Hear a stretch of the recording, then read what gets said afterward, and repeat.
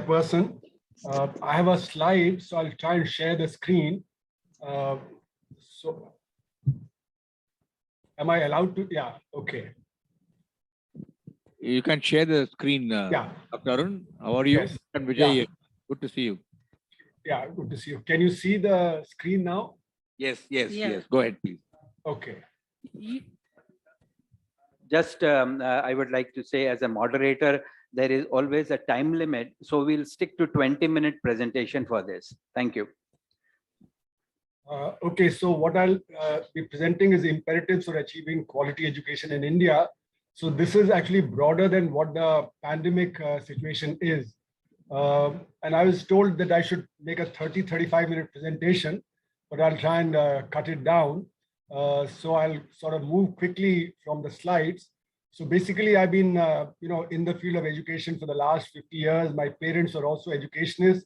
So I've seen through their eyes, the problems of quality of education. Now, what is education all about? It is about absorbing and generating socially relevant knowledge, and I think the socially relevant part of knowledge generation is very important. So in my Indian economy book, I've discussed, this extensively. And then the other thing is that the context in which we discuss quality in education also has to be the socially relevant aspect, Without that, I don't think we can discuss what is quality. And even though my focus will be, because I've been in higher education all my life, my focus would be based on higher education, but all levels of education are intertwined, whether it be primary, secondary, and tertiary. So what I say for higher education and for school education will be intertwined. Now, next, you see the social role is very, very important. For instance, I was doing rural development in Hoshangabad district between my physics PhD and my economics PhD. And there the landlord used to tell us, why are you educating the children of the poor? Because then who'll do my garadiya ka job? Who'll give me free labor? Similarly, under capitalism, capital wants trained labor, but it wants docile labor. It doesn't want labor to protest. So, education is supposed to give training, but also keep them docile. Now, is there a contradiction in this? That once you give education, what you do is you give an understanding of life, you give an understanding of the situation. So, the way it is handled is that you divert attention to emotional issues, to short-term issues. And, now in the recent past, consumerism has become the new opium of the masses, and consumerism has been spread in a major way to divert attention from the real issues. So diversion to spirituality, to religion, to karma of past actions, and the idea that we are getting what we deserve. These are some of the ways in which to keep labor docile, but it has an impact on our education also. It also has an impact on social aspects of our education. So the social advancement requires conscious individuals with a scientific temper. And these are the two things that I find that in the Indian context that have been greatly weakened. Education can reproduce the existing systems of inequality and social thinking, but education can also help break out of this limitation. In 2007-8 in JNU, we had this incident where the students, caught hold of the muster rolls of the, contractors who were getting work done, and they found that the contractors were paying half the wage that actually was the wage that was fixed by the government. So there was an agitation, and the rector said that, JNU cannot be different from Munirka. So what's happening outside the university also has to happen within the university. And there's a lot of protest about it, because we believe that actually the academics are supposed to give leadership and break out of the mold of the existing systems and try and, improve matters rather than say that, what's outside is what will be the way the university will be. So we need to build capability amongst people, how they can think for themselves. That capability is very important. And when we teach the students to think for themselves, then they will rebel. They will actually question. And that's the way to understand the world around themselves. So for this, there's a critical role in universities of autonomy and accountability. Now, autonomy and accountability are very often used, bandied as, buzzwords, without the content. So in 1987, I wrote a piece in Economic and Political Weekly arguing that autonomy and accountability are interlinked. Accountability of higher education has to be to the long-term interest of society. And that can only be given by people who are autonomous, who can, think and critique the existing knowledge. Without that, you cannot have accountability to the long-term interests of society. I'll get back to this a little later if there are questions, but autonomy and accountability in higher education are very, very crucial. Without that, socially relevant knowledge generation becomes very difficult. Now, let's see what is quality in education. Quality in education is not an abstraction. We very often think of it as abstract thing and maybe propose thing. It has to be based on the social context. Like within a feudal system or a capitalist system, what is quality would be largely very different. And if we want to make an egalitarian society, then again the quality would have very different connotation. Quantity is very important as well, but quality is very equally so. So our focus in the recent past in the education policy has been on quantity. We are increasing the enrollment at every level, but quality has suffered a great deal.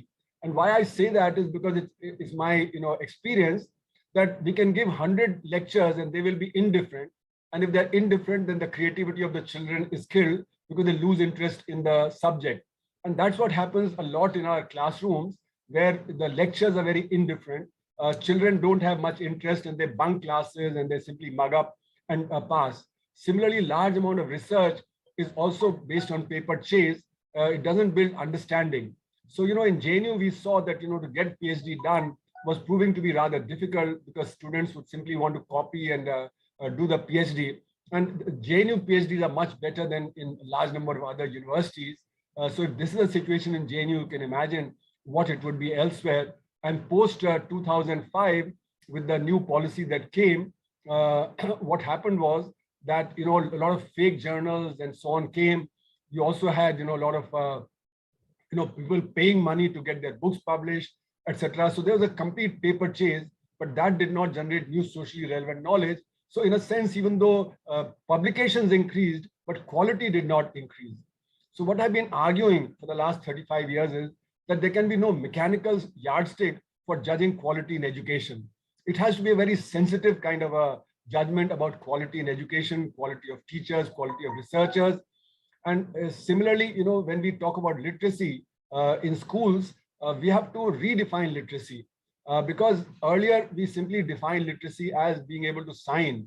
But now literacy has to imply being able to absorb the modern day technology. If we're not able to absorb the modern day technology, then we cannot get a proper job and therefore poverty would persist. Now, within this, there's a huge role for both public and private education because there's market failure. And whenever there's market failure, public education becomes very important. And especially in the context of the pandemic, we saw that there was a huge amount of market failure and large number of children have shifted to public sector schools because the parents cannot afford the fees in the private sector, and so on. So there's widespread market failure, especially for the poor. And, what's also happened is that, there's been a lot of alienation among students. And so for greater social progress, we need to reduce alienation among students, and that requires quality education and commitment of the citizens towards the nation. So what is the situation in India today in which we are operating? Professor, you should click the slideshow for a full Hello? screen. Were you saying something? Slideshow, yes, not able to see the full screen. You're not able to see the full screen. Yeah, Okay. slideshow, yes, please. Yes, please. Yeah. It's better for me because I know what the next slide is. That's why I use it like this. So if it's okay with you, then I'll continue like this. It's okay, Professor. Please go ahead. Okay. So what's the situation in India? Education has a democratizing influence. And this was undermined in school education in the 70s, and it has been undermined post the 90s in the universities and colleges, where the poor, the middle class, and the rich would rub shoulders because they would go to similar schools and similar colleges and universities. But that has actually declined with the elite going to elite schools and the elite, in India going abroad for higher education rather than studying in the developing, in the public sector institutions. What has also happened is that we have believed in the last two committee reports that have come in the last 25 years that we can achieve standards by standardization. Now, that's a normal kind of a thing, but in the field of education, we cannot achieve standards by standardization. In fact, they work against the standards when we do standardization. Like for instance, the UGC proposed in 2000 courses that were standard courses that would be implemented in different universities, but that goes against the autonomy of the teachers, and therefore the commitment of the teachers to the courses declines. So standards in higher education cannot be achieved by standardization. We have to have a different model of how to achieve standards in the country. And what has happened in the Indian context, I've noticed since independence, is that Indian education is dependent on rote learning. And the reason that happened was, in my Indian economy book, I have traced that to Macaulay's impact on our education system. He separated teaching from research. Now, the moment you separate teaching from research, then people simply do teaching and they don't need to do continuous research. And therefore, you can simply reproduce what is existing rather than try and absorb that knowledge and then develop it into a new knowledge.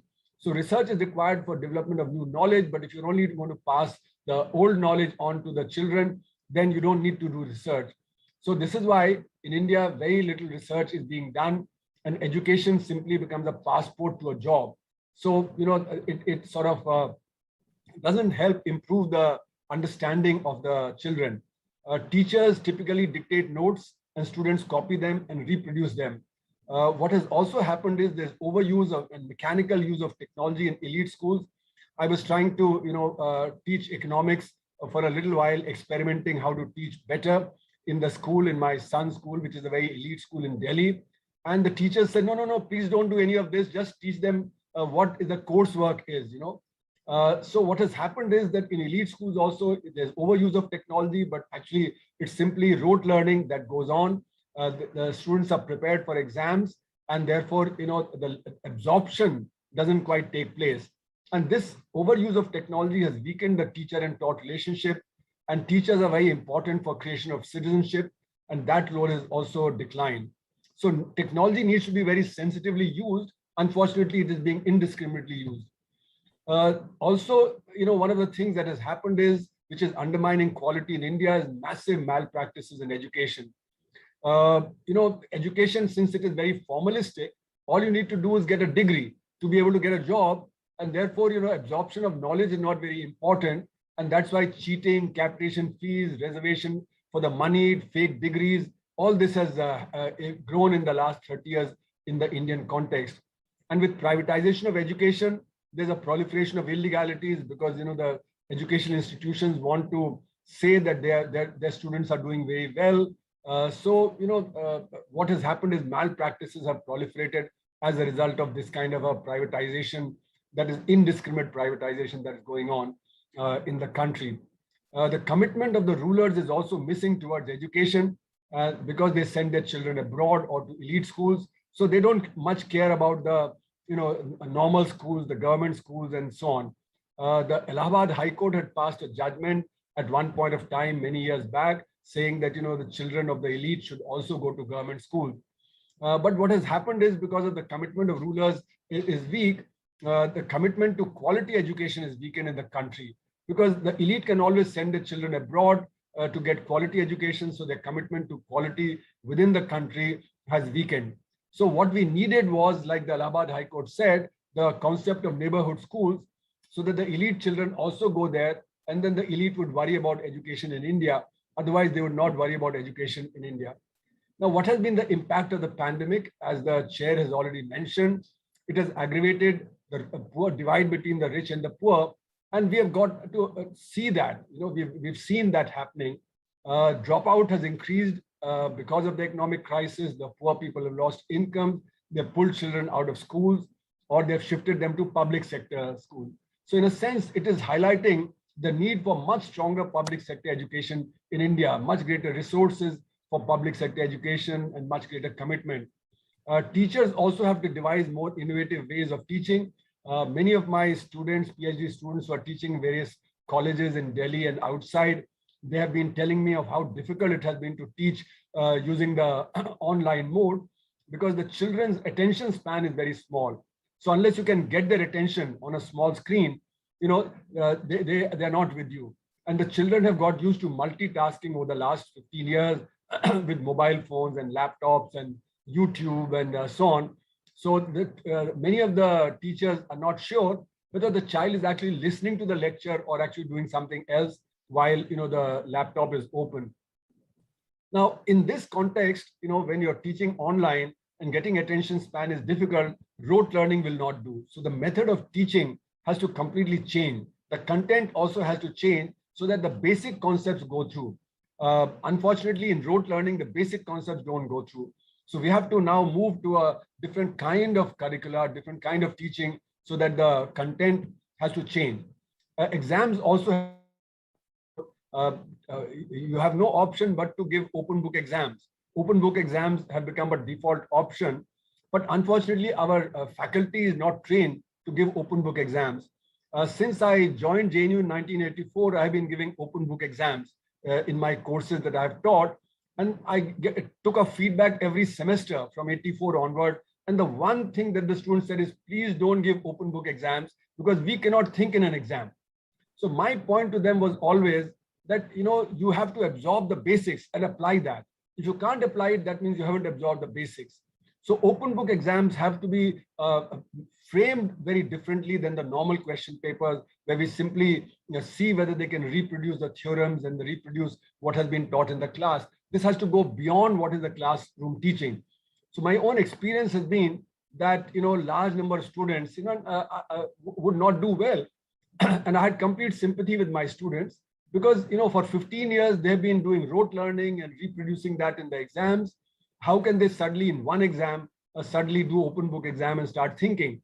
So I used to be quite liberal in grading, but the students understood that how the open book exam. So many of my students who are now teaching, I've been telling them to go back to see how the open book exam was done. So this is something that we have to get into our teaching system. Now, there's another thing that has happened, and which is that there's impact of growing marketization on our education system. India has gone through two policy paradigm changes, one in 1947 and the other in 1991. The paradigm change in 1947 was that the national movement understood that the individual is not to blame for his or her problems, whether it be unemployment, poverty, illiteracy, ill health, etc., and that we have to solve this problem collectively. And therefore, the state was given a large role to solve these problems. But in 1991, we turned this policy on its head, and now the individual is to blame for his or her, illiteracy or lack of health facilities and so on. So this policy paradigm change is what I call the marketization of policies.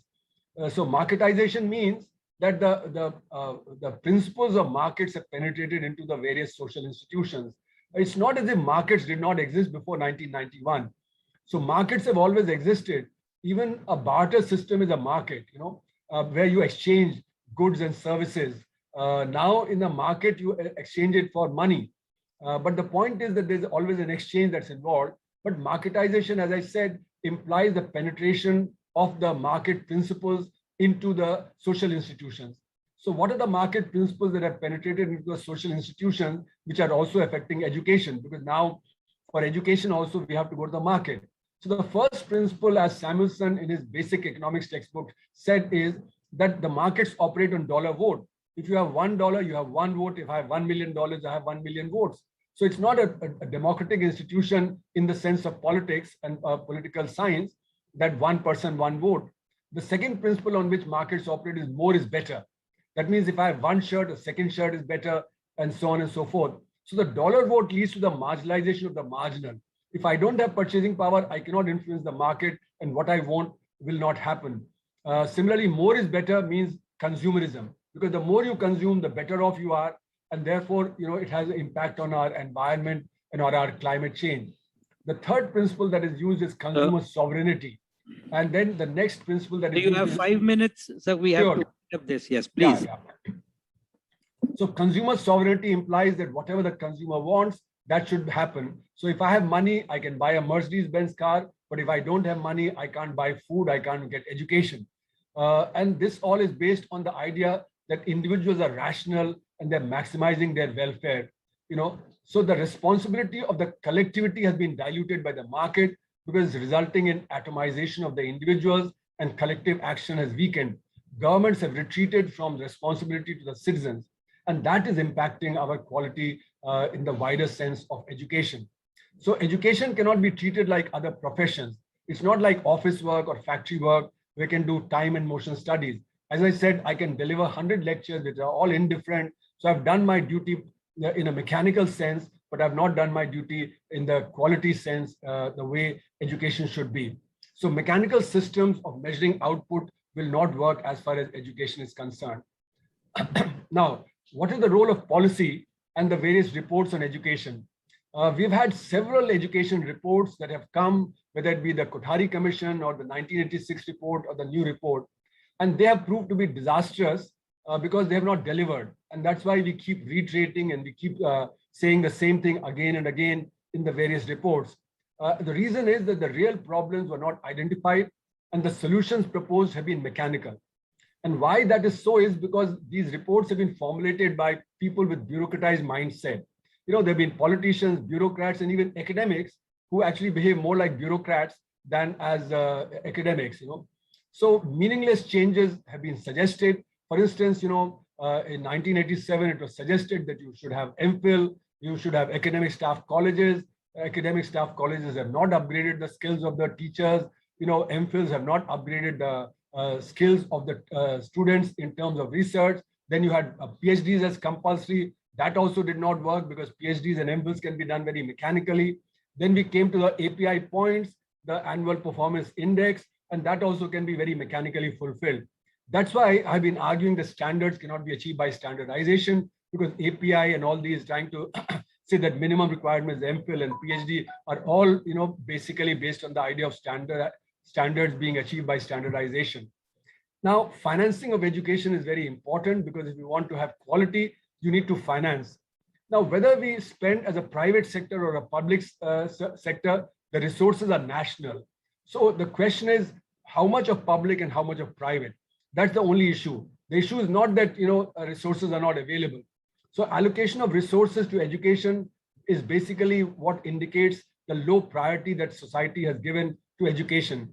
On public education, we've not exceeded 4% of GDP, whereas Kothari Commission suggested 6%. And globally, you see countries like Malaysia and others spending more than 10% of GDP on education. Actually, I argue that there's no shortage of resources in the nation because the black economy, which is 62% of GDP, can give 24% of GDP extra. Today, our tax GDP ratio is 17% of GDP. If we had collected enough taxes from the black economy, it would have been 41% of GDP. And then if we got this extra 24%, we could have allocated 10% of GDP to public education rather than spending less than 4%. Very often we counterpose primary versus tertiary level of education. And in my judgment, this is a false dichotomy. We need to improve both primary and tertiary levels of education that interlink. If we produce good teachers, then we'll have good primary education. If we have good students in primary education with understanding, then our tertiary education will also do better. So the choice should be really between, you know, the social waste and education, not between primary and secondary education. Now, to conclude, there is a need for a mindset change about education among the elite. Society does not lack the resources, the issues of priorities. So we have to prioritize higher education, primary education much more than what we have done. Quality is socially determined. It's not an abstraction. And quality would be determined in the context of the socio-economic situation that we are in. Education should not help reproduce existing social structures, but it should advance socially relevant knowledge. And for that, scientific temper and critical reflection are very important. Then rote learning has to be de-emphasized. Teaching and research have to be integrated in our higher education. Without that, it will remain rote learning. And what is rote learning in higher education will become rote learning in a primary and secondary level as well. So we have to get out of this dichotomy between teaching and research at the higher education. A status of teacher has to be raised. The remuneration has to be much higher than what it is at the moment so that we attract good talent to the teaching profession. At the moment, it's a secondary choice. A lot of good students, they try for private sector or they try for government jobs, and then feeling that they try and come into education. So they're already, in a sense, feeling inferior to the others. School education has to be high quality everywhere, whether in rural schools or in urban schools. Unfortunately, the ACER reports have been showing that 50% children in the 5th class in rural schools cannot do second class reading, writing, and text, etc. So we have to call for a democratization of the functioning of our education system, where there's equal emphasis on all different kinds of education that is given. Classes for that have to be manageable in size. In other words, the recruitment of teachers has to be greatly increased. And teaching has to improve so that we can eliminate coaching, which only is based on rote learning. The teacher and taught relationship has to be more sensitive, and technology should only be an aid. It should not be a way of displacing teachers. Autonomy in education at all levels is very important. Unfortunately, in the universities, what we've seen is autonomy is given to the vice chancellor, but it doesn't filter down to the lower levels of the individual teachers. And that then undermines the autonomy of the entire education system. Thank you very much for your patience. Thank you very much. A big round of applause.